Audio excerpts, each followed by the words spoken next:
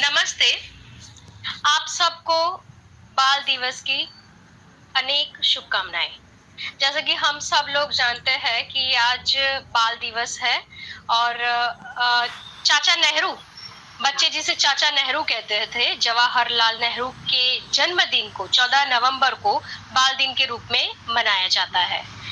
बाल दिन की जब बात आती है तो मुझे तो गुजराती के गिजुभाई बधेका की याद आती है और संजोग देखे कि 14 नवंबर चाचा नेहरू का जन्मदिन है और 15 नवंबर गिजुभाई बधेका का जन्मदिन है। तो इस रूप से तो हम आज 14 और 15 नवंबर और उन दोनों महानुभावों की याद में हम आज का कार्यक्रम करेंगे, जिन्होंने बच्चों के साथ, बच्चों के लिए अपना जीवन बिताया था। जैसे कि गिजुभाई बधेका की बात करें तो गुजराती भाषा के महान लेखक थे, शिक्षा शास्त्री थे। उनका पूरा नाम गिरजा शंकर भगवान जी बधेका था। इन्होंने बाल मंदिर नाम की एक विद्यालय की स्थापना की थी और अधिकतर वे बच्चों के विकास के लिए बहुत सारे प्रयोग करते थे। वे चाहते थे कि बच्चे उत्तम देश के उत्तम नागरिक बनने वाले हैं, तो उनके लिए कुछ न कुछ प्रेरणात्मक प्रयोगात्मक कार्य होने चाहिए और उन्होंने अपना पूरा जीवन बच्चों के लिए और बच्चों के साथ बिताया। तो आप सबको फिर एक बार बाल दिवस की अनेकों शुभकामनाएं। मैं डॉक्टर ख्याति पुरोहित आप सभी का स्वागत करती हूँ। अखिल भारतीय साहित्य परिषद कर्णावती महानगर एकम के हम सारे सदस्य आप सभी को हृदयपूर्वक स्वागत करते हैं। कार्यक्रम की शुरुआत करें उससे पहले मैं चाहूंगी कि जयमल भाई देसाई हमें सरस्वती वंदना से कार्यक्रम का शुभारंभ करवाए। जयमल भाई देसाई जी। मां सरस्वती ने वंदन અને આજના કાર્યક્રમમાં ઉપસ્થિત સૌ મહાનુભાવોને પ્રણામ। या कुंदेन्दु तुषार हार धवला या शुभ्रवस्त्रावृता या वीणावरदण्डमण्डितकरा निशेषजाड्यापहा या ब्रह्माच्युत शंकरं प्रकृति देवे सदा वन्दिता रामां पातु सरस्वती भगवती निशेषजाड्यापहा। जय सरस्वती माता। नमस्कार। धन्यवाद जयमल भाई। कार्यक्रम को आगे बढ़ाए हम। अखिल भारतीय साहित्य परिषद कर्णावती महानगर एकम के सारे सदस्यों ने मिलकर एक संकल्प किया था बसंत पंचमी के दिन, इसी साल के बसंत पंचमी के दिन के हर माह की हर पंचमी को हम ऑनलाइन कार्यक्रम करेंगे और गुजराती एवं हिंदी भाषा के वक्ताओं को बुलाएंगे और हमारे भारतीय संस्कृति को विषय बनाकर हम वक्तव्य का लाभ लेंगे। तो आज एक और नई कड़ी उस श्रृंखला में जुड़ने जा रही है। उससे पहले मैं चाहूंगी कि अखिल भारतीय साहित्य परिषद का छोटा सा इतिहास, उसका उद्भव विकास कहाँ से हुआ, उसके बारे में मैं आप सबके साथ बातें साझा करूं। अखिल भारतीय साहित्य परिषद मूल रूप से एक वैचारिक एवं साहित्यिक संगठन है। सत्यम शिवम सुंदरम उसका मुद्रा लेख है। राष्ट्रीय पुनः निर्माण के व्यापक लक्ष्य के साथ संगठन का निर्माण हुआ था। भारतीय भाषाओं के सक्रिय साहित्यकार, चिंतनकार, विचारक, साहित्य प्रेमी का एक राष्ट्रीय संगठन है। इसकी स्थापना 27 अक्टूबर 1966 के दिन दिल्ली में हुई थी और उसका सर्वप्रथम अधिवेशन जहां हुआ था वे दिल्ली ही था और जैनेन्द्र कुमार जी जो हिंदी के बहुत बड़े प्रख्यात साहित्यकार हैं, उन्होंने उस सम्मेलन का, उस अधिवेशन की अध्यक्षता संभाली थी। आयोजन क्या होता है अखिल भारतीय साहित्य परिषद के, तो आयोजन के बारे में मैं बात करूं कि अखिल भारतीय साहित्य परिषद हर समयांतर में साहित्यकारों को, साहित्य को जोड़ने का प्रयास करती है। अलग अलग गद्य और पद्य विधा में अलग अलग कार्यक्रम करती है। वे चाहे फिर गद्य में उपन्यास, कहानी, नाटक हो या पद्य में कविताओं के सम्मेलन की बात हो, पुरस्कारों की बात हो, और ऐसे छोटे बड़े कार्यक्रम अखिल भारतीय साहित्य परिषद करती रहती है। उसका उद्देश्य सिर्फ एक ही है कि समग्र भारत में कार्यरत होकर भारतीय साहित्य को जितना हो सके उतने लोगों तक ज्यादा से ज्यादा प्रचार और प्रसार कर सके, और भारतीय साहित्य में जितना हो सके उतना अधिक से अधिक कार्य हो सके। परिषद का एक अपना सामयिक भी है, साहित्य परिक्रमा उसका नाम है, हिंदी में प्रकट होता है और त्रैमासिक है।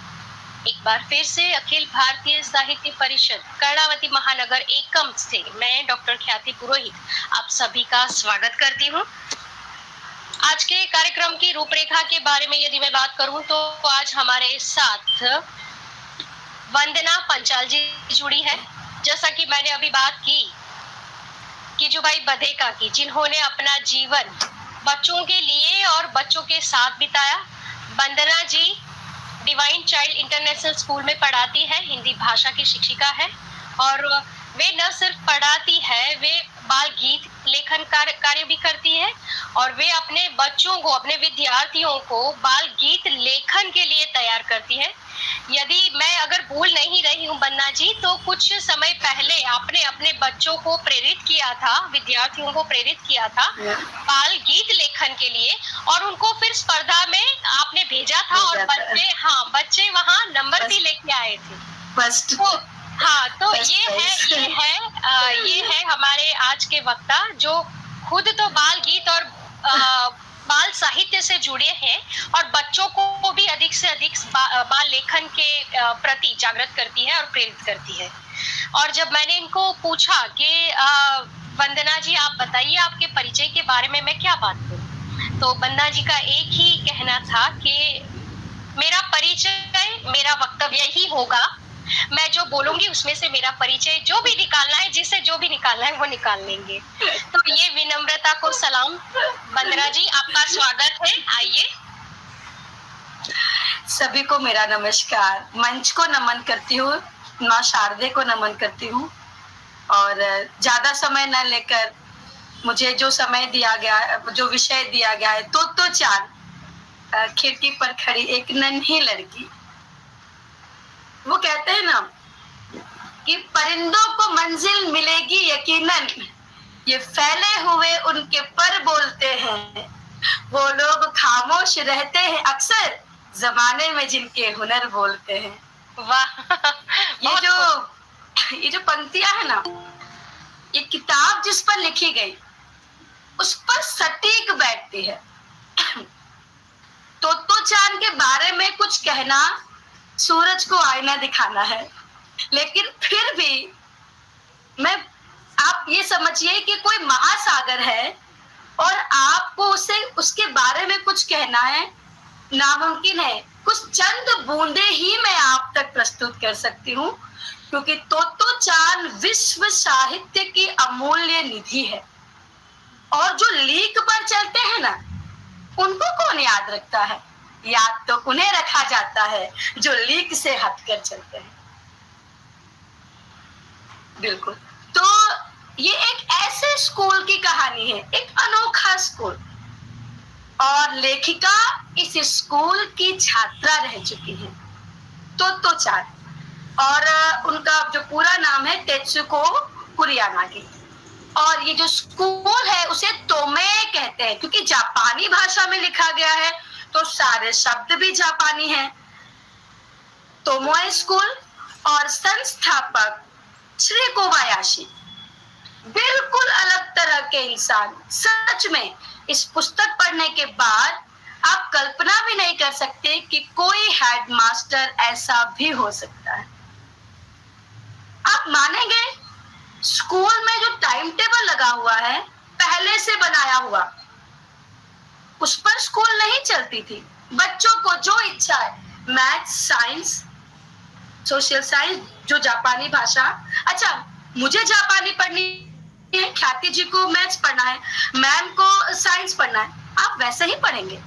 पहले से बताए गए कार्यक्रम के हिसाब से बच्चे नहीं पढ़ेंगे, बच्चे पढ़ेंगे अपनी इच्छा के अनुसार।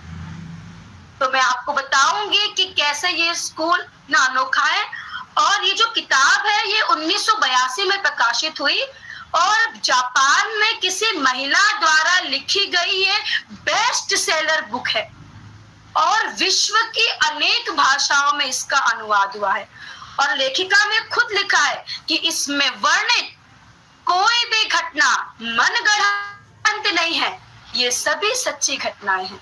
जब आप कभी इसे पढ़ेंगे हमें लगेगा सब कुछ हमारे सामने हो रहा है। बच्चे पढ़ रहे हैं, चित्र बना रहे हैं, संगीत सीख रहे हैं, सैर कर रहे हैं, पेड़ पर चढ़ रहे हैं, इतना ऐसा लग रहा है लाइव हो रहा है सब कुछ, इतना जीवंत। ये विशेषता है इस तो चार किताब की। और मैंने कहा ना, मैं महासागर से चंद बूंदे ही आप तक पहुंचा पाऊंगी क्योंकि इतना कुछ लिखा है लेखिका ने। तो जैसा कि मैंने बताया कि जो स्कूल थी वो तोमय है, संचालक हेडमास्टर सी सोसाको कोबायाशी, और इस जापानी इस किताब का हिंदी में अनुवाद किया है पूर्वा यागे कुशवाहा जी ने। मैं लेखिका के साथ साथ अनुवादक को भी सलाम करती हूँ और इतना सुंदर भावानुवाद उन्होंने किया है और बिल्कुल ऐसा नहीं लगता कि हम किसी अन्य भाषा की किताब पढ़ रहे हैं। मुझे आप रंजना मैम को पहचानती हैं मैम? हाँ, रंजना मैम, जब मैं 2004 में जब भाषा भवन में हिंदी पढ़ती थी अनुवाद, तब उन्होंने एक अनुवाद की परिभाषा बताई थी कि ये जो गुठली होता है उसको किनारे कर देता है, अनुवाद सिर्फ गूदे को रखता है। ये उनके शब्द है, बिल्कुल उनके शब्द है, और ताकि हम गूदे का स्वाद ले सके। ये बिल्कुल वही किताब है, गुठली नहीं है, बीज नहीं है, सिर्फ वो गूदा है जिसका स्वाद हम इस पुस्तक को पढ़ के लेते हैं। तो तेत्सुको कुरियानागी जो है वो इस स्कूल की छात्रा थी। उन्होंने खुद कहा है कि सारे घटनाएं सच में घटी हैं। और कहानी शुरू होती है कि जो लेखिका होते हैं उन्हें एक स्कूल से निकाल दिया जाता है। आप मान सकते हैं, पहली क्लास की छात्रा को अनुशासनहीनता के लिए स्कूल से निकाला गया है। पहली कक्षा की छात्रा, माँ को बुलाया जाता है। माँ जब स्कूल में आती है तो उन्हें ये कहा जाता है कि आपकी बच्ची पूरा समय बोतल के ढक्कन से ठक ठक ठक करती है और जब उससे फ्री होती है तो वो खिड़की के सामने खड़ी हो जाती है और उन साजिंदों को जो संगीत के जो वाद्य यंत्र बजाते हैं उनको देखती रहती है। और लेखिका सोचती है कि चलो चुपचाप खड़ी है, मैं क्लास में पढ़ाऊंगी, लेकिन जैसे ही वो गुजरता है वो उन्हें आवाज लगा के बुलाती है और बजाने के लिए कहती है। वो भी खुश हो जाते हैं, सारे बच्चे खिड़की के पास इकट्ठे हो जाते हैं। अब शिक्षिका के पास कोई रास्ता नहीं रहता जब तक कि बच्चे खुद शांत ना हो जाए। लेखिका की माँ ये सब सुनती हैं। बच्ची को ये नहीं पता कि स्कूल से निकाल दिया गया, पहली क्लास की बच्ची। अब कल्पना करें उसे क्या कह के बताएंगे कि बेटा तुम्हें स्कूल से निकाल दिया। माँ ने बहुत सारी स्कूलें देखी, तब इस अनोखी स्कूल के बारे में पता चला। माँ लेकर जाती है इस स्कूल उस स्कूल में और तेत्सुको जी ये बताती है कि उन्होंने कोबायाशी से ये वादा किया था कि वो इस स्कूल में पढ़ाएंगी, पर वो वादा नहीं निभा पाती। इसलिए उनके मन में ये चेष्टा है कि ज्यादा से ज्यादा लोगों को वो श्री कोबायाशी के बारे में बताए, इसलिए उन्होंने इस किताब को लिखा। और ज्यादा से ज्यादा तो क्या, पूरा विश्व आज श्री कोबायाशी को जानता है। तो जब वो स्कूल में लेके आती हैं ट्रेन के वो रेलवे स्टेशन से उतरकर वो आती हैं स्कूल के पास, तो वो स्कूल नहीं है, वो रेल के डब्बे हैं जहां पर बच्चे पढ़ते हैं। वो रेल के डब्बे कक्षाएं हैं, उसी में उनका पुस्तकालय है, उसी में उनकी क्लास है। बच्ची को लगा कि पहले तो ये रेलवे स्टेशन है और हेडमास्टर जी इनके मालिक हैं। बाद में जब वो बात करने लगती है हेडमास्टर जी से, आप अंदाजा लगाएंगे बच्ची 4 घंटे तक बात करती है। वो इतनी बात करती है, सब कुछ बता देती है। फिर हेडमास्टर जी कहते हैं कि दोपहर के खाने का वक्त हो गया है। वो उसे ले जाते हैं, बच्चे को स्कूल दिखाते हैं और उस सभागार में ले जाते हैं जहां बच्चे दोपहर का खाना खा रहे होते हैं। हेडमास्टर जी सभी के डब्बे चेक करते हैं और क्या कहते हैं, भाई पहाड़ी खाना और समुद्री खाना दोनों होना चाहिए। अब ये पहाड़ी और समुद्री खाना ये क्या? तो मास्टर जी तो बहुत अच्छे हेडमास्टर जी, वो क्या कहते थे, बच्चे सभी स्वभाव के अच्छे होते हैं, कोई बच्चा कभी बुरा नहीं होता। जरूरत है तो उनके अंदर के कला को बाहर लाने की, उन्हें सही राह दिखाने की। बिल्कुल अलग तरह के, मैं बाद में उनके बारे में बताऊंगी और मैं बताऊंगी कि आप खुद समझ जाएंगे उनके बारे में। तो वो कह रहे भाई सभी के डिब्बे में पहाड़ी खाना और समुद्री खाना वो चेक कर रहे हैं, भाई किसी की मम्मी सुबह सुबह व्यस्त थी तो नहीं बना पाई। तो लेखिका असमंजस में पड़ गई, ये क्या पहाड़ी खाना समुद्री खाना। ठीक है, यहाँ पे ये बात पूरी हो जाती है। वो घर आती है, दूसरे दिन स्कूल जाने के लिए बहुत ही उत्साहित है क्योंकि एक नई तरह की स्कूल। और हेडमास्टर जी ने पहले दिन ही कह दिया था तुम बहुत अच्छी बच्ची हो। ये एक वाक्य लेखिका के जीवन में कितना परिवर्तन लाता है। वो खुद कहती हैं कि यदि उन्होंने मुझे ये नहीं कहा होता तो आज मैं एक ऐसे कुंठा से ग्रसित महिला होती जिसे लगता कि उसे अनुशासन तोड़ने के अपराध में स्कूल से निकाला गया है।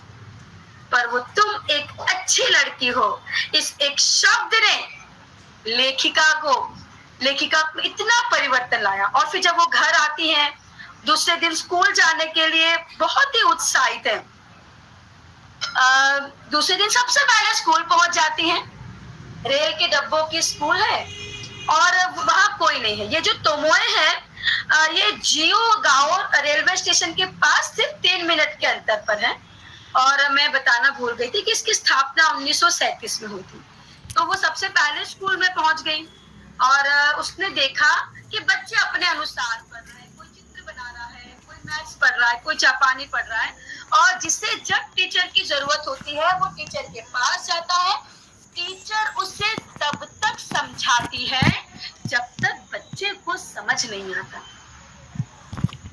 और फिर दोपहर का समय होता है तो वो डरी हुई रहती है कि माँ ने पहाड़ी खाना और समुद्री खाना भरा है कि नहीं।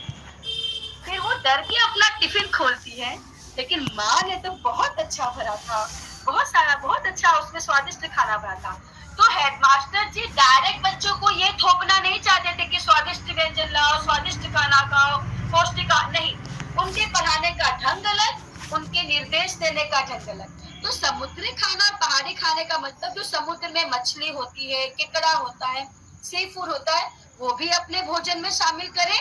और पहाड़ी खाना मतलब जो जमीन पर उगता है, सब्जियां, फल, मांस, तो ताकि हमारे आहार में संतुलन रहे। वो ये नहीं कहते थे कि भाई सभी पौष्टिक आहार लाएंगे, नहीं, पहाड़ी खाना समुद्री का। एक्चुअली मुझे भी बहुत अच्छा लगा और मैं भी इसी से मिलता जुलता कुछ जरूर करूंगी अपने बच्चों के साथ, ताकि उन्हें ये ना लगे कि मैं उन पे कुछ थोप रही हूँ। उन्हें मैं निर्देश दे रही हूँ कि नहीं, आपको ये करना ही है। तो इस तरह से इनके दोपहर का लंच होता था। तो जब लेखिका स्कूल में गई, पहली कक्षा में थी वो, बहुत सारे उनके दोस्त बने। एक बच्चा उसी दिन थोड़ा सा लंगड़ाते हुए टीचर के पास आता है। लेखिका बहुत छोटी थी ना, तो उसे लग रहा है ये जानबूझ के कर रहा है, ये जानबूझ के लंगड़ा के चल रहा है। वो तब तक उसे देखती रही जब तक वो लौट के नहीं आया। तो जब वो लौट गया तो उसने पूछा कि ऐसे क्यों चल रहे हो? तो उसने कहा मुझे पोलियो है। लेखिका को ये नहीं पता था कि पोलियो क्या है, वो अभी भी इस बीमारी से अपरिचित। तो फिर धीरे धीरे उसका नाम था यासुकी चान, जो बच्चा जिसको, और उससे उसकी बड़ी अच्छी दोस्ती हो जाती है। यासुकी चान की और तो चान से बहुत अच्छी दोस्ती हो जाती है। तो एक दिन क्या होता है, स्कूल की छुट्टियां, शिविर लगा रहता है, शिविर के बाद स्कूल की छुट्टियां होती हैं। अब इसने एक प्लान बनाया है। वहां की क्या विशेषता है तोमोए स्कूल की कि वहां जो जितने पेड़ है ना, हर बच्चे का एक एक पेड़ है, ठीक है, और वो उनकी निजी संपत्ति है। आप किसी भी ऐसे ही नहीं चढ़ सकते, आपको बकायदा परमिशन लेनी पड़ती है। जैसे मेरा पेड़ है और ख्याति जी कहेंगे कि क्षमा कीजिए, क्या मैं आपके पेड़ पर चढ़ सकती हूँ? इस तरह से वहाँ पर सभी बच्चों के अपने व्यक्तिगत पेड़ हुआ करते थे। लेकिन यासुकी चान का कोई पेड़ न था, क्योंकि वो पोलियो से ग्रस्त था ना, तो उसका अपना कोई पेड़ नहीं था। लेकिन तोत्तो चान की बड़ी इच्छा थी कि यासुकी चान को पेड़ पे चढ़ाए और ये दिखाए कि पेड़ से ये दुनिया कितनी सुंदर है। देखो छोटी सी बात है ना, पेड़ पे चढ़ना, लेकिन यासुकी चान के लिए तो ये कितनी बड़ी बात। उसने जो प्लान बनाया उसने न यासुकी चान को बताया, ना घर वालों को किसी को बताया। स्कूल में छुट्टियां थी और यासुकी चान पहुंच गया समय पे, ये भी पहुंच गई। ये ले आई सीढ़ी ले आई और पेड़ के सहारे रख दिया। पर वो जब सीढ़ी तो फिर कैसे टिकेगी, और यासुकी चान चढ़ नहीं सकता था। तो उसने सोचा अब क्या किया जाए। फिर वो जो स्कूल में चपरासी का जो कमरा था वहां भाग के जाती है और तिपाही वाली सीढ़ी लेकर आती है, और उसे पकड़ने की जरूरत भी नहीं है। वो यासुकी चान से कहती है कि इस पे अब चढ़ो। तो यासुकी चान चढ़ता है और ये पहले ही चढ़ के ऊपर बैठ जाती है।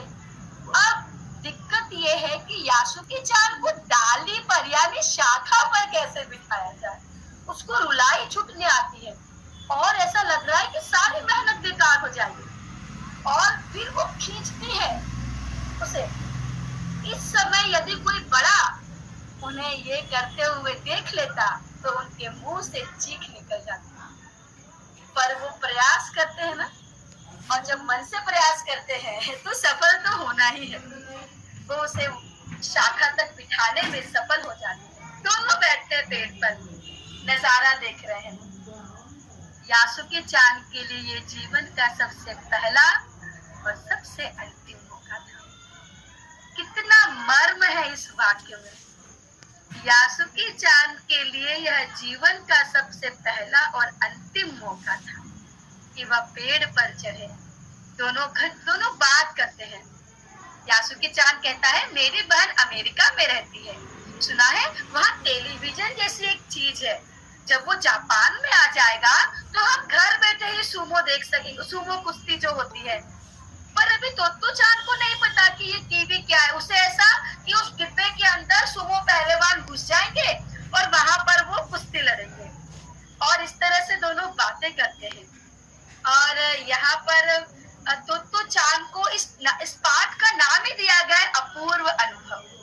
ये अपूर्व अनुभव तोत्तो चान के लिए भी था, ये अपूर्व अनुभव यासुकी चान के लिए भी था, ये अपूर्व अनुभव हम पाठकों के लिए भी था। ये सच में बहुत वो जो मार्मिक दृश्य जो बना, और एक ऐसे बच्चे के लिए लेखिका के मन में कितना प्यार, और उसे पेड़ पर, सिंपल सी बात है सिर्फ पेड़ पर बैठना, लेकिन उसके लिए जो उस छोटी सी बच्ची ने कोशिश की, ये प्रशंसा के पात्र है। और इस स्कूल की इतनी सारी विशेषताएं मैं आपको जैसे बताऊंगी। इस कोबायाशी क्या कहते थे कि हमेशा पुराने कपड़े पहन के स्कूल आओ, नए नहीं पहन के आने। नए पहन के आओगे तो खेलकूद का आनंद कहाँ ले पाए। अरे ये फट जाएगा, अरे ये तार हो जाएगा। तो उन्होंने पहले ही कह दिया था कि आपको स्कूल में आना है तो पुराने कपड़े पहन के। क्यों? क्योंकि वो चाहते थे कि बच्चे मिट्टी में सने, बच्चे मिट्टी में खेलें और प्रकृति से जुड़े रहें। प्रकृति से जुड़ने के लिए मिट्टी में सनना जरूरी है। आप मिट्टी से दूर रहकर प्रकृति के करीब नहीं जा सकते। और बच्चों को खेलने दो, स्विमिंग पूल में तैरने दो, मिट्टी में खेलने दो, तोड़ने दो उनको, जीने दो उनकी जिंदगी, उन पे थोपो मत नियम। और इस तरह से वो उनका नियम था कि फटे कपड़े पहन के आए। अब एक बार क्या हुआ, लेखिका की आदत क्या थी, वो जो घर के पास जो तार लगे होते हैं ना, और पता है बच्चे नीचे से घुसते हैं अंदर, तो लेखिका को ना ये शौक था कि किसी तार के नीचे से घुसना, और उस समय वो कटीले तार हुआ करते थे। तो उन्होंने क्या किया, ऐसे एक बार वो बहुत नीचे से, तार के नीचे से वो निकली, और जब कपड़े फट गए, और उस दिन उन्होंने जो फ्रॉक पहनी थी वो उनकी माँ की सबसे पसंदीदा फ्रॉक थी। अब घर जाके क्या बोले, ये बोलेंगे कि इस कपड़े के फटने में उसका खुद का योगदान है, तो माँ को बुरा लगेगा। तो उसने क्या कहा कि बहाना तो चलो कुछ बनाना ही पड़ेगा, तो क्या झूठ बोला जाए। तो उसने कहा मैं आ रही थी और बहुत सारे लोगों ने मुझे छुरियां बरसाई, और इन छुरियों की वजह से मेरी फ्रॉक फट गई। तो माँ तो वो तो समझ ही गई होगी, तो माँ ने ऐसे हाँ में हाँ भर दी। तो फिर माँ ने पूछा ठीक है चलो छुरियों से फ्रॉक बन गई, पर मुझे ये समझ नहीं आता कि तुम्हारी निक्कर रोज क्यों फटी होती है, क्योंकि वो घसीट के जाती है, छुरियों से तो कपड़े फटेंगे। और माँ ने इस तरह पहचान लिया कि उनकी बेटी झूठ बोल रही है, क्योंकि वो उसे झूठ बोलना भी तो कहाँ, बच्चे होते हैं ना, मासूम होते हैं, उन्हें झूठ बोलना भी नहीं आता, उनके झूठ में भी मासूमियत होती है। तो माँ भी हंसने लगी, और वो उसका शौक था कि एकदम नीचे से छुपकर, और ये तो जानती ना, वो अपने कुत्ते से बात करती थी। एक्चुअली मैं खुद भी करती थी जब मेरा डॉगी था, मैं तो अभी तक करती हूँ। वो क्या करती, एक बार उनके स्कूल का प्रगति पत्र रिपोर्ट कार्ड मिला, तो वो अपने कुत्ते से, रोकी नाम था, रोकी, तो रोज बात करती थी। तो सबसे पहले वो उससे अपने रोकी से शेयर करती सारी चीजें। तो अपना रिपोर्ट कार्ड लेकर आई और रोकी को बताती, देखो रोकी ये मेरा रिपोर्ट कार्ड है। तो बेचारा मुंह हिला दिया, उसका हाथ चाट लिया, और उसने बताया देखो मुझे ए मिला है, मुझे बी मिला है। अभी उसे ये नहीं पता था कि बी ए से कम होता है, बस वो खुश थी। फिर रोकी दूसरी जगह उठ के बैठ के सो गया। लेखिका ने कितना अच्छा लिखा है कि रोकी को सोने के तरीके को देख के ऐसा लग रहा था जैसे वो लेखिका के रिपोर्ट कार्ड के बारे में सोच रहा हो। इतनी अच्छी पद्य कि तो वो रोकी भी सोच रहा है कि लेखिका के रिपोर्ट कार्ड के बारे में वो वापस से सोच रहा है कि इसका रिपोर्ट कार्ड कैसा है। तो वो जब रॉकी की डेथ हो जाती है ना, तो माँ उसे ये नहीं बताती कि इसकी डेथ हो गई है। माँ ने कहा कि रॉकी कहीं चला गया है और वो आया नहीं। लेखिका कुछ दिन के लिए बाहर गई। उन्होंने कहा कि आज तक ऐसा कभी नहीं हुआ कि रॉकी घर छोड़ के गया हो। उसने अंदाजा लगा लिया था कि माँ मेरा दिल नहीं दुखाना चाहती, इसलिए माँ ने मुझसे झूठ बोला है कि जो रॉकी है वो कहीं चला गया है, रॉकी कहीं नहीं जाता। तो रॉकी के जाने के बाद उसे सारा घर सुना सुना लगता है। अब एक बार क्या हुआ, लेखिका वो है ना, वो ट्रेन से स्कूल जाके, जापान में ये सामान्य है, बच्चे ट्रेन से स्कूल जाते हैं। वहां पर इतना है कि बच्चे आराम से ट्रेन से जाते भी हैं, आते भी, वहां पर इस तरह से कोई दिक्कत नहीं है। तो एक बार वो जब ट्रेन से जा रही थी तो एक घुमावदार ऐसे रेलवे लाइन ऐसे मुड़ती है, तो एक सिक्का उसे पड़ा हुआ दिखा, और रेल के मुड़ने से वह खिसक के उसके पैर के पास आ गया। उन्होंने क्या किया, उस सिक्के को अपने पैर से दबा दिया। अब वो सोच रही है कि इस सिक्के को मैं क्या करूं, किसी ने देख लिया तो उसने सोचा कि मैं ये जाकर थाने में जमा कर दूंगी सिक्का। फिर उसने सोचा कि नहीं, अगर मैं सिक्का उठाऊंगी, किसी ने देख लिया और मांग लिया तो मैं क्या कहूंगी। तो उसने सोच के रखा है कि मैं ये कहूंगी मेरा पैसा गिरा था, कहाँ गिरा, लाओ मैं उठा लेती हूँ। इस तरह से उन्होंने बहाने भी सोच के रखे। तो ऐसे करके जब स्टेशन आया और उसने सिक्का उठा लिया, अब देर हो रही थी और थाना थोड़ी दूर था, तो वहां जाएगी तो लेट हो जाएगा, माँ भी चिंता करेगी। तो उसने ये सोचा कि लाओ, उसने लेखिका ने लिखा है कि इस सिक्के से 5 गोलियां और एक चॉकलेट आ सकती है। अब बच्चों को तो ये, उनके लिए तो ये बहुत बड़ी चीज है। तो उन्होंने क्या किया, रेलवे स्टेशन से बाहर झाड़ी थी और वहां पर गड्ढा खोदकर उस सिक्के को डालकर उस पर एक पत्थर रख दिया, और दूसरे दिन फिर वो अपने घर चली गई। फिर दूसरे दिन जब वो आई, सोचे कि लाओ मैं निकालूं, उसने गड्ढा खोदा तो वो सिक्का गायब था। लेखिका ने इस पाठ का नाम दिया है एक रहस्य। आज तक उन्हें मुझे नहीं पता कि वो सिक्का कौन ले गया। वो सोचते लगता है मुझे ना गड्ढे में डालते हुए किसी ने देख लिया होगा, इसलिए उन्होंने उस चैप्टर का टाइटल ही दे दिया एक रहस्य जो आज तक नहीं सुलझा कि उस सिक्के को आखिर लेकर कौन गया। ऐसे ही जैसे लेखिका का इसमें दाखिला हुआ, वैसे ही नए बच्चों का भी इसमें दाखिला होगा। ऐसे ही एक बच्चा टाकाहाशी नाम का एक छोटा बच्चा, उसका प्रवेश होता है और लेखिका उसे देखकर खुश होती है। वो उस टाकाहाशी को खुद स्कूल दिखाने के लिए ले जाती है।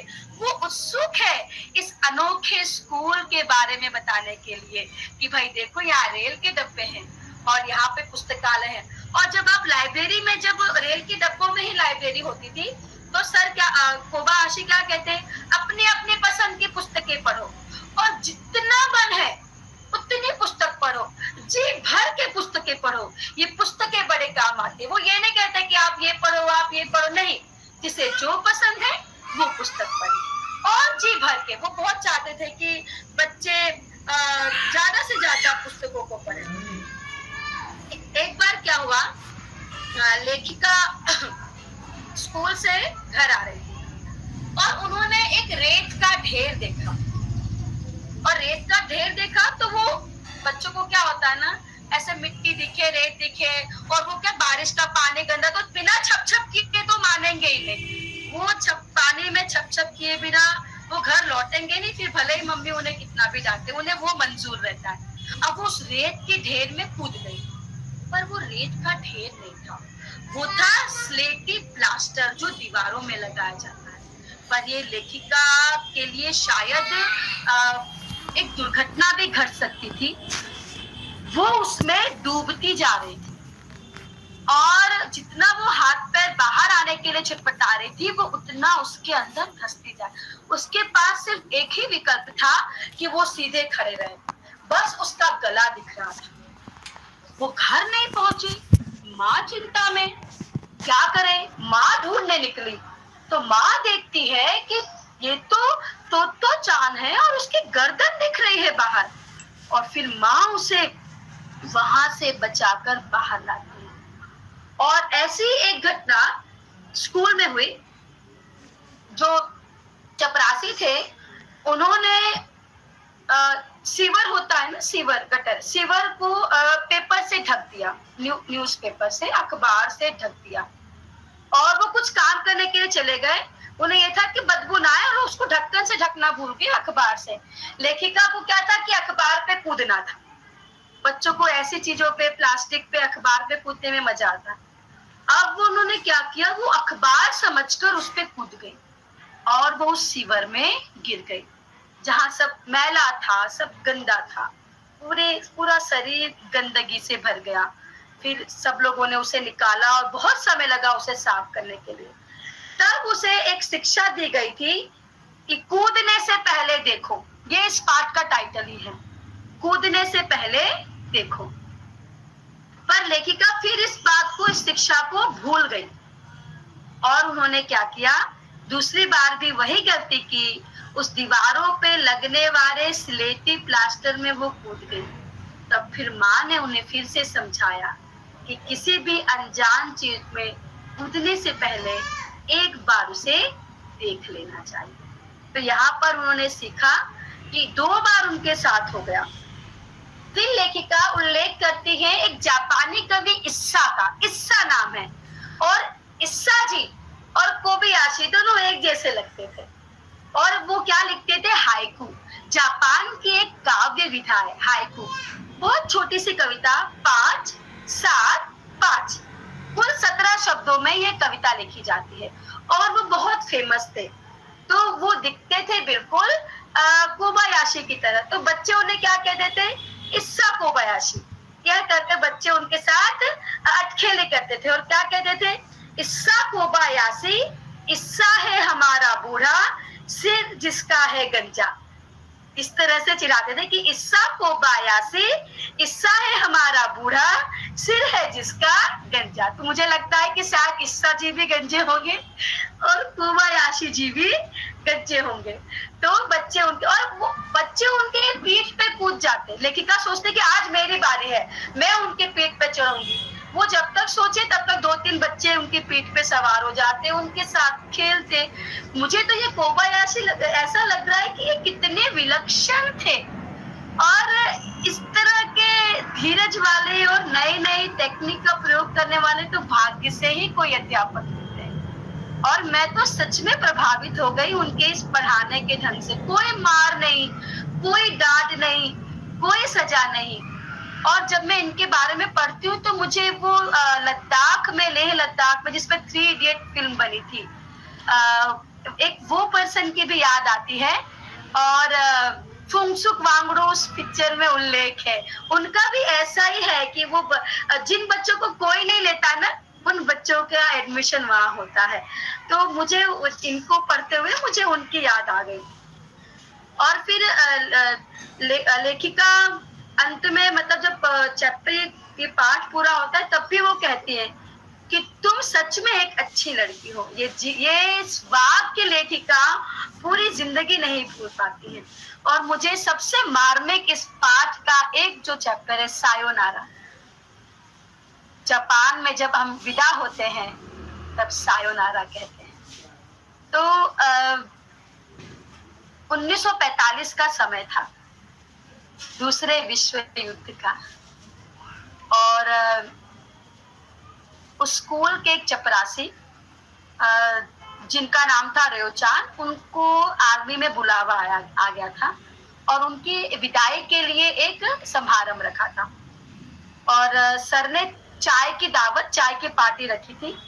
और उनकी इस पार्टी के बाद दूसरे ही दिन B-29 लड़ाकू विमानों ने कोबायाशी के इस सुंदर, इस अद्भुत, इस अनोखे, जितना विशेषण इस्तेमाल करें उतना कम है, बमबारी में ये पूरा विद्यालय जल रहा था। कोबायाशी इसे देख रहे थे। कोबायाशी अपने मेहनत से बनाई गई स्कूल को जलते हुए देख रहे थे। कितना दुख भरा समय, पर कोबायाशी क्या कहते हैं, अब इसकी जगह कैसा स्कूल होगा हमारा। इतना पैशन, इतना धीरज, इतनी सोच भाग्य से किसी में होती है। वो क्या कह रहे हैं, इसकी जगह अब कैसा स्कूल होगा। वो स्कूल जल गया 1945 में, दूसरे विश्व युद्ध में। और लेखिका, शहर में अफरा तफरी मची थी। लेखिका अपने माता पिता के साथ ट्रेन में बैठकर, उसे जबरदस्ती टोक्यो ले जाया जा रहा था। यहाँ स्कूल जल रहा था। और कोबायाशी के लिए तो मैं इतना ही कहना चाहूंगी कि फूलों का अपना कोई घर बार नहीं होता।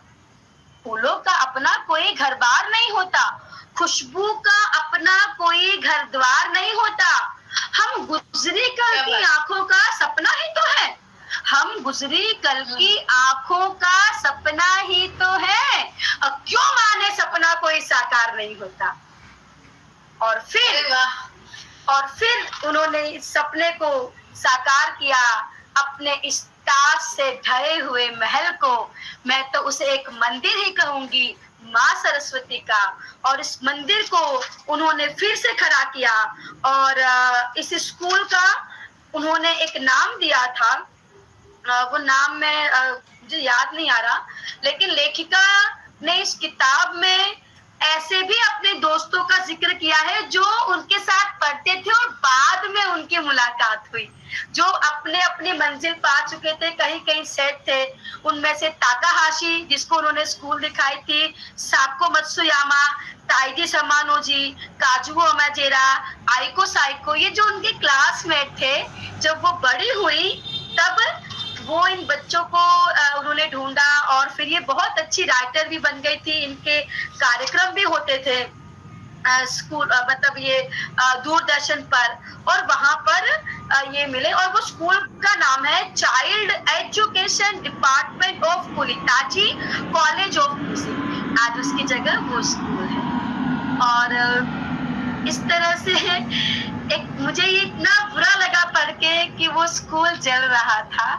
ज्यादा कुछ नहीं था, सिर्फ रेल के डब्बे थे, पेड़ थे, उनकी जड़ें थी, तालाब था जिसको स्विमिंग पूल बनाया था। और उस स्विमिंग पूल में भी स्विमिंग पूल वाले कपड़े और स्विमिंग वाले कपड़े पहन के नहीं जाना है। बच्चे क्या करते, निक्कर पहन के और उसमें कूद जाते।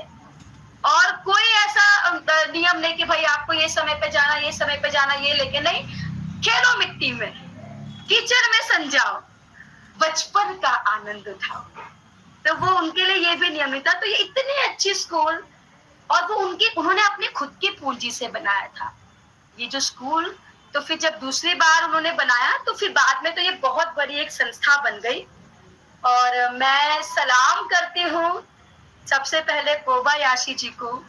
उनमें से, उनके 100% में से अगर मैं 5% भी कुछ सीख पाऊं तो मैं एक सच्चा शिक्षक कहला पाऊंगी। मैं सलाम करती हूँ तेत्सुको कुरियाना जो तो चान है।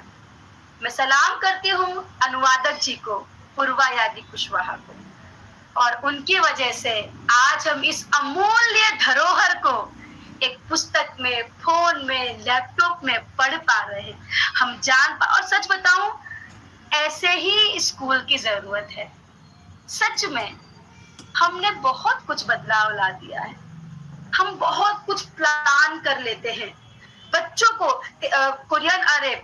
कोबायाशी कहते थे कि बच्चों को पहले बनाए हुए ढांचे में मत डालो। आपका यूनिट टेस्ट हो रहा है, आपका हाफ ईयरली, आपका टाइम टेबल सब पहले से बना हुआ, मत डालो, उनके हिसाब से चलने दो। मैं चाहती हूँ कि हमारी शिक्षा व्यवस्था में कुछ ऐसा क्रांतिकारी बदलाव आए जहाँ बच्चे सच में कुछ सीखें। ये वही बच्ची है जिसे निकाल दिया गया था अनुशासनहीनता के, मतलब कि भाई आपकी बच्ची ये करती है। और ये वही बच्ची जिसे पूरा विश्व जान रहा है। और ये वही वाक्य कोबायाशी जी का कि तुम एक बहुत अच्छी लड़की हो। एक बात बताऊं, एक पॉजिटिव वाक्य भी हमारे अंदर बहुत परिवर्तन ला देता है। एक छोटा सा वाक्य यदि हम किसी के लिए कह दें तो सच में वो उसमें अभूतपूर्व परिवर्तन ला देता है। तो यहाँ पर मैंने कहा था ना, मैं सागर की कुछ बूंदे ही आप तक पहुंचा पाऊंगी। उम्मीद करती हूँ कि मेरी बात आप तक पहुंची होगी। कहीं अगर मुझसे कुछ गलती हो गई तो मैं क्षमा मांगती हूँ और अपने शब्दों को मैं यहाँ पर विराम देती हूँ। धन्यवाद। वंदना जी, बहुत बढ़िया। और मुझे लगता है कि हम जितने भी लोग जुड़े हैं, स्नेही भाई, उमेश भाई, सुशीला बहन और जयमल भाई, मैं चाहती हूँ बारी बारी प्रतिभाव दे और उसके बाद हम आगे जाएंगे आपके बाल की तरफ। जी मैं कहूंगी ना कि बहुत ही सुंदर बोला आपने, बहुत ही अच्छी अभिव्यक्ति रही। पर उससे ज्यादा मैं चाहती हूँ कि मुझे और वर्षा बहन को छोड़कर स्नेही भाई से शुरू करेंगे। स्नेही भाई आप प्रतिभाव दें, उसके बाद सुशीला बहन देंगे, उमेश भाई, और अंत में जयमल भाई आप प्रतिभाव दीजिए। स्नेही भाई।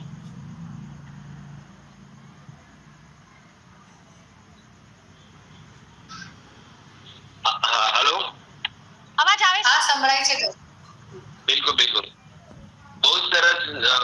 આ બુક વિશે મેં સાંભળ્યું તો ઘણી વાર, પણ એના કન્ટેન્ટની કે થીમની મને ખબર નહોતી। મને બહુ જ મજા આવી। બેનનું જે પ્રેઝન્ટેશન હતું જે એકદમ ખાસ કરીને આજનો જે દિવસ છે જેના સંદર્ભે જે પુસ્તક છે એ પુસ્તક આમ એટલો બધો આનંદની વાત નહોતી, એમાં ઘણી બધી પીડાજનક વાતો પણ હતી। અને એ બધી વાતો એક અદ્ભુત પુસ્તક એ પેલા કળણની અંદર જ્યારે એ જોવે છે, ટ્રેનના ડબ્બાને એક એજ્યુકેશનના માધ્યમ તરીકે લઈને પણ, અને એની એ બધા કરતા એક ભાવક જ્યારે એની પ્રસ્તુતિ કરે ને એમ કે લેખકના વતી મારે બોલવાનું હતું તો પણ એ નિશાળ બનતી હતી એમ બોલવું મને ગમ્યું નહીં। So that was really amazing, very natural, and enjoyed so very much. Very nice presentation it was. Thank you स्नेही भाई। सुशीला बहन। सबको सुशीला का मेरा प्रणाम। और वंदना जी, आपका बोलने का स्टाइल इतनी अच्छी थी कि मुझे बहुत अच्छा लगा सुनने का। और तोतो चांद मैंने पढ़ी हुई है।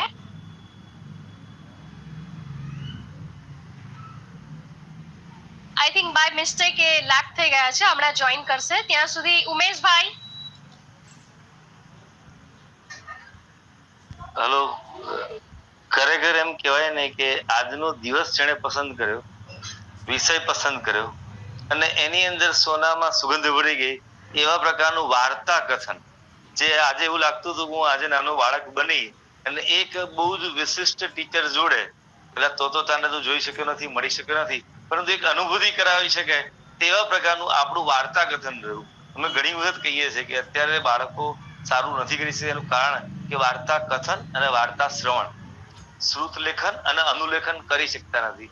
મને આજે બહુ જ એનો અનુભવ થયો અને બહુ જ સુંદર. કદાચ આ ચોપડી મેં વાંચવાની શરૂઆત કરી હતી પણ મારા વિચિત્ર અને વ્યસ્ત ટાઈમ કારણે પૂરી નથી કરી શક્યો, પણ હવે વાંચવાની જરૂર નહીં પડે એવું લાગી આવે છે. Thank you Umeshbhai. માનસીબેને હાથ રેઝ કર્યો છે કે એમને પણ બોલવું છે, એટલે માનસીબેન આપ બોલો. પહેલા તો વંદના મેમને એટલે ખરેખર થેન્ક યુ કે એટલું સરસ રીતે એમણે નરેશન કર્યું આ બુકનું કે મારા માટે આજે એવું થયું કે સડનલી મારી એક ઓફિસની મીટિંગ પતી અને હું આ મીટિંગમાં જોડાઈ તો મને ખ્યાલ જ નહોતો કે તોતો ચાંદ વિશે વાત થઈ રહી છે. પણ જ્યારે અમે પુસ્તક વાંચ્યું હતું એટલે આજે એવી વસ્તુ થઈ કે અતિ પેક શેડ્યુલ માંથી એકદમ હળવું અને એકદમ જે આપણી મેમરી તાજી થઈ જાય ને એવી વસ્તુ થઈ. અને વંદના મેમે એટલું સરસ રીતે એનું નરેશન કર્યું કે કહેવાય ને કે પેલું ગાગરમાં સાગર એકદમ ટ્રીટ મળી ગઈ કે આટલા બધા સ્ટ્રેસ વાળા ઇલેક્શન ના કામમાંથી અમને એટલું સરસ સાંભળવું, હું બહુ જ રિલેક્સ થઈ ગઈ કે આપણે આ માધ્યમથી એટલું સરસ આયોજન થયું એબીએસપી ના. Thank you Mansiben. Sushilaben join કરીને પાછા અમને મારા ખ્યાલથી નેટવર્ક ઇસ્યુ થઈ રહ્યા છે. જયમલભાઈ એ જોઈન કરે ત્યાં સુધી તમે વાત કરો. જી, मिर्जा फाजली क्या कीधु छे, बच्चों के हाथों को चांद सितारे छूने दो, बच्चों के हाथों को चांद सितारे छूने दो, चंद किताबें पढ़ के वो भी हम जैसे हो जाए. सच में बात यह है कि हम सबके अंदर हमेशा एक बचपन जिंदा रहता है. और मैं सुन रहा था, इस किताब को मैं पहले 3 बार पढ़ चुका हूं, लेकिन आज एक नया आस्वाद मिला, उसके लिए वक्ता को धन्यवाद. कि सबसे बड़ी बात यही है कि हमारे सबके अंदर एक तोतो चांद जिंदा होती है, और हम सब जाने अनजाने में, चाहे बाय प्रोफेशन हो चाहे विदाउट प्रोफेशन हो, लेकिन हमारे अंदर एक टीचर भी जिंदा होता है, शिक्षक. हम में से कई लोग अध्यापक का काम कर रहे हैं, ये जानते हैं, लेकिन माता भी एक शिक्षक है, पिता भी शिक्षक है, अगर आप अपने एक अच्छे दोस्त हैं तो भी आप शिक्षक हैं.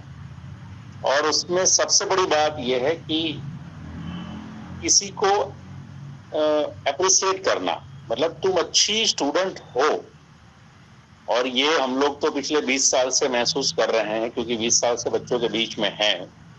और उससे पहले के जो 15 साल थे, जब हम खुद बच्चे थे और जब टीचर का एक अच्छा वाक्य सुनने को मिलता था, तो उस दिन हमारे पैर जमीन पे नहीं अड़ते थे. अरे आज तो सर ने ये कह दिया, ठीक है.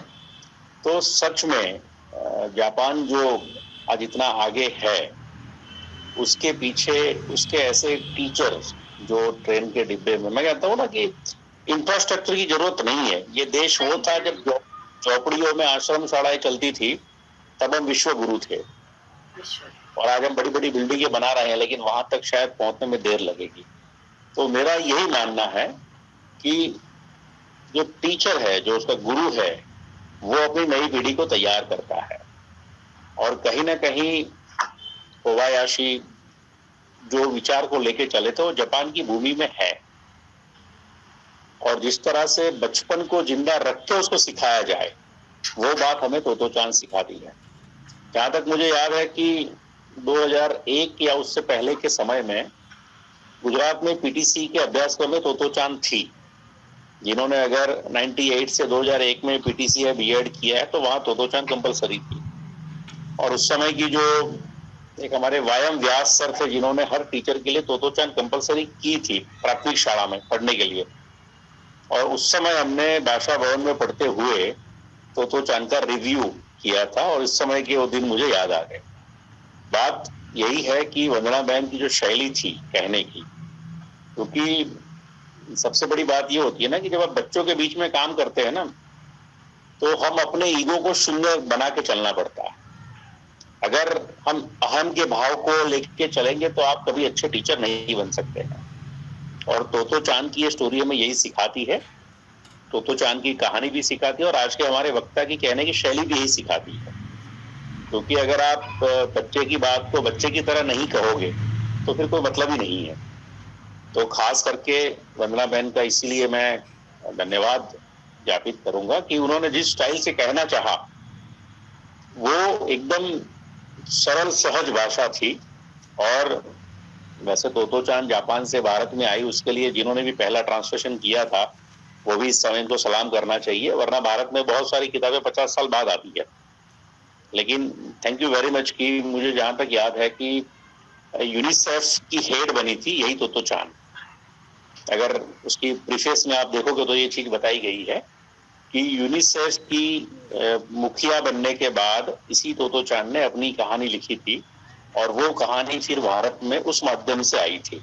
ठीक है, तो कहीं ना कहीं हम सबको ये सीखने जैसी बात है, बात कैसे कहनी चाहिए और कौन सी बात कहनी चाहिए। दोनों चीज के मामले में वंदना बहन जो है वो साधुवाद के पात्र है कि जिन्होंने इतनी बढ़िया शैली से हम सबको कहा। थोड़ी समय की मर्यादा मुझे पहले से ख्याति बहन ने कही, इसलिए मैं ज्यादा इस बात को नहीं कहूंगा। प्रतिभा में और आदि किताब कह सकूं उतना मन है, लेकिन फिर कभी ठीक है तो मैं अपनी बात को ध्यान देता हूँ। धन्यवाद। धन्यवाद जयमल भाई। सुशीला बहन आप बात करो। जी सॉरी फॉर द इंटरप्शन। जी जी। एक्चुअली वंदना जी आपकी शैली इतनी अच्छी थी कि मेरी बैटरी डाउन होने वाली थी, फिर भी मैंने मोबाइल को नहीं छोड़ा। तो मैं कमेंट दे नहीं पाई आपको। और तोतो चांद मेरी पढ़ी हुई किताब है, पर मुझे इस तरह से चिल्ड्रंस डे के दिन इस तरह से रिवीजन मिलेगा कभी ये सोचा नहीं था कभी। तो मेरे लिए ये रिवीजन हो गया है आज और फिर से मेरे दिमाग में तोतो चांद ने आज जगह ले ली है। तो मेरे अंदर भी ये सब चीजें जागृत करने के लिए आपका धन्यवाद। सो मैं साहित्य से तो नहीं हूँ तो मैं बहुत अच्छी बातें नहीं करना जानती हूँ, पर मुझे बहुत मजा आई। थैंक यू सुशीला बहन। तो वंदना जी, जो मुझे कहना था मैंने अकेले ने ना कहा, इसलिए मैंने जिस तरह से आपका वक्तव्य चल रहा था पैरेलल कमेंट्स बॉक्स में मैसेज आते थे, तो मुझे लगा कि मैं उन्हीं लोगों से बात करवाऊं कि जिन लोगों ने मैसेज किए हैं। अच्छा, अब हम इस कार्यक्रम को आगे बढ़ाए और हम आप ही के बाल गीत की ओर आए। आपका स्वागत है, आप बाल गीत का पाठ करें। जी, तो एक बाल गीत सुनाना चाहूंगी और ये अभी हस्ताक्षर वेब पत्रिका में ये कल ही प्रकाशित हुई है। जी जी। तो हाँ, टाइटल है, शीर्षक करनी है कुछ तुमसे बात। चांद सितारों वाली रात, थोड़ी उजली काली रात, कहाँ चले ओ चंदा मामा, करनी है कुछ तुमसे बात, करनी है कुछ तुमसे बात। 15 दिन की छुट्टी लेकर कहाँ चले तुम जाते हो, कभी हवा से कभी घटा से, जाने क्या बतियाते हो, जाने क्या बतियाते हो, क्यों गायब हो जाते हो, आती है जब भी बरसात, कहाँ चले ओ चंदा मामा, करनी है कुछ तुमसे बात, करनी है कुछ तुमसे बात। घूम घूम कर आते हो धरती सारी, अंबर सारा, चमचम करता मुखड़ा तुम्हारा, लगता है कितना प्यारा, लगता है कितना प्यारा। सीखोगे तुम ज्ञान की बातें, स्कूल चलो यदि मेरे साथ। कहाँ चले ओ चंदा मामा, करनी है कुछ तुमसे बात, करनी है कुछ तुमसे बात। और ये बहुत बहुत पहला बाल गीत। बहुत खूब। एक और है जी।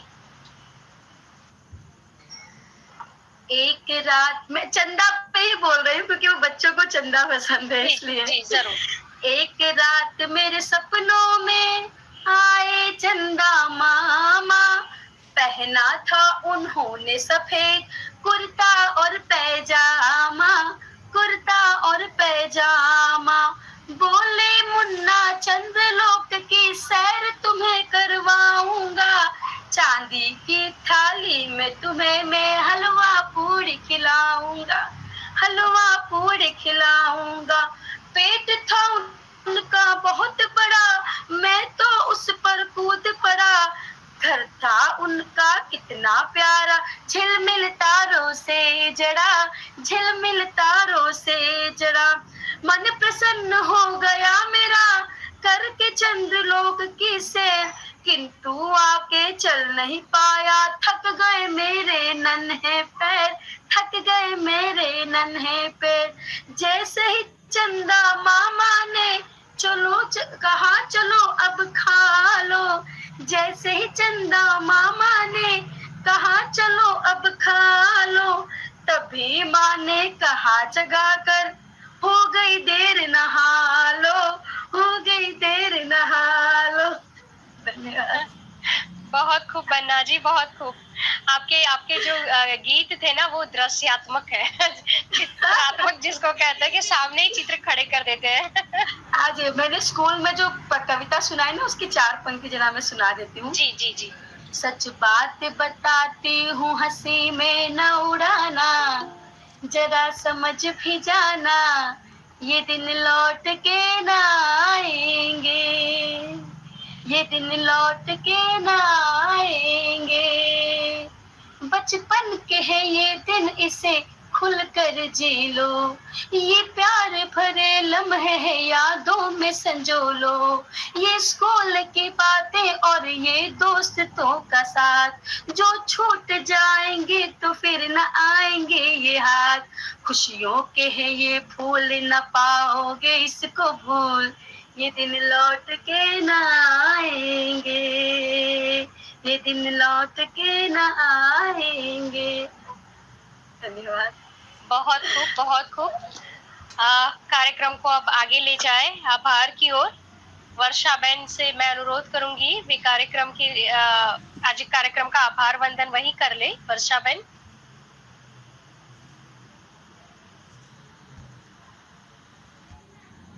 वर्षा बहन તમારું માઈક બંધ છે।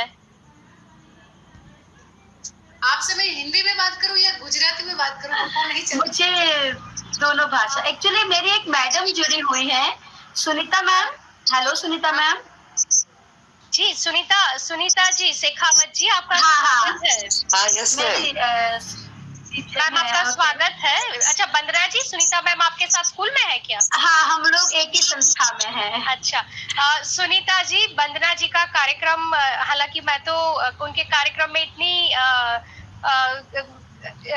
डिप हो चुकी थी कि मैंने देखा ही नहीं कि आप कब जुड़ी, पर सच में इनका कार्यक्रम बहुत ही अच्छा रहा और हमारे जो पार्टिसिपेंट थे उन्होंने व्यक्तिगत रूप से उनके कार्यक्रम के बारे में प्रतिभाव भी दिए।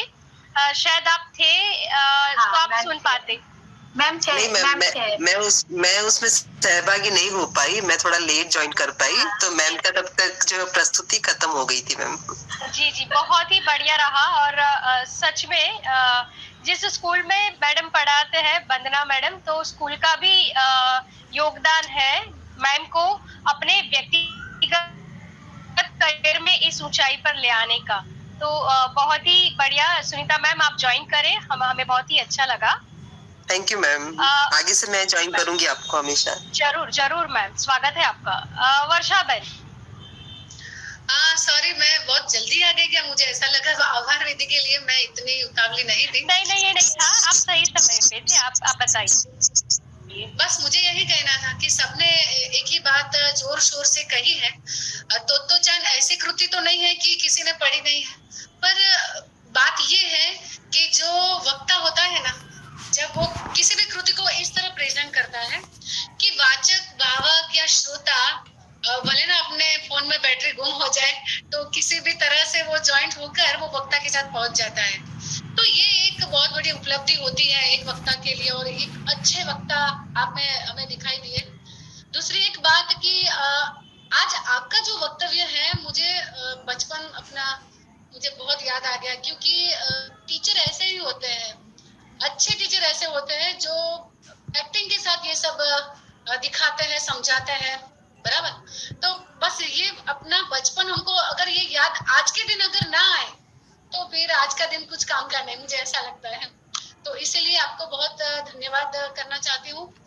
अखिल भारतीय साहित्य ये पूरा जो कर्णावती महानगर एकम है, उसके सारे सदस्य, ख्यातिबेन हो, जयमल भाई हो, इसके साथ जुड़े हुए सारे श्रोता भी है, कवि, सर्जक। मैं आपसे एक और व्यक्ति का परिचय करवाना चाहती हूँ। आप स्नेही परमार का नाम तो आप जानते हो, बहुत सारे कार्यक्रम में वो हमारे साथ जुड़ते हैं। वंदना जी शायद उनको नहीं जानती, पर ये बहुत अच्छे कवि हैं, बहुत और अच्छे शिक्षक तो वो है ही, बगसरा के।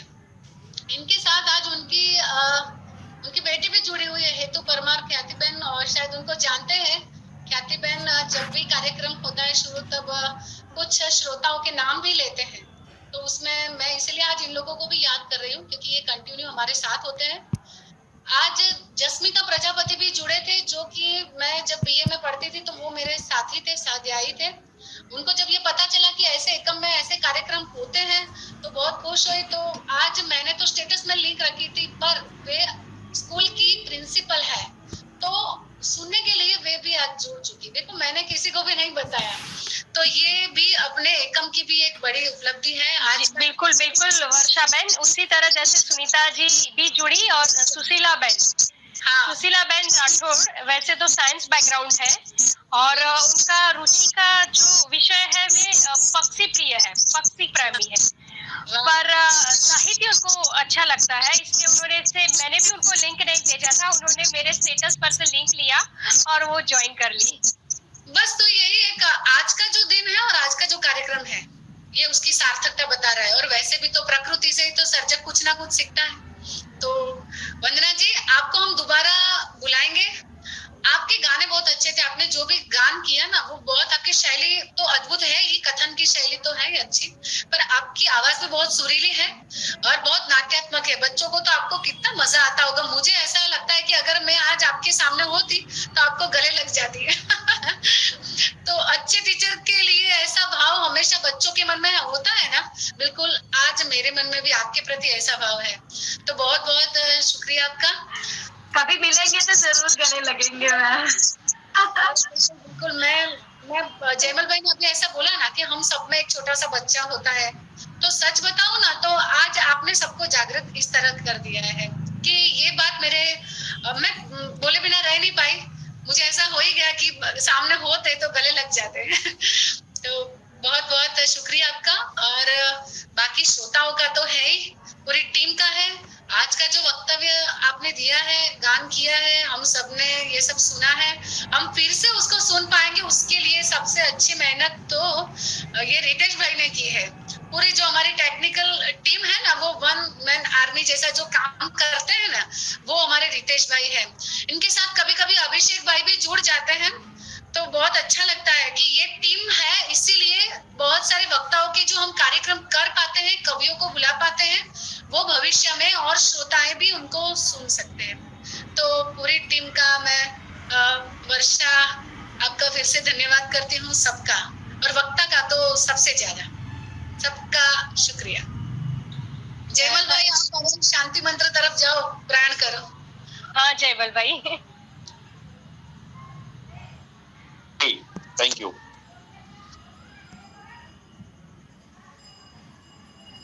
और शांति मंत्र।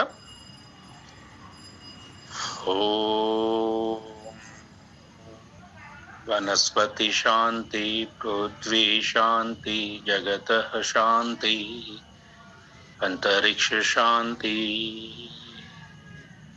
ओम सहनावस्तु सहनौ भुनस्तु सह वीर्यं करवावहै तेजस्विनावधीतमस्तु मा विद्विषावहै। ओम शांति शांति शांति।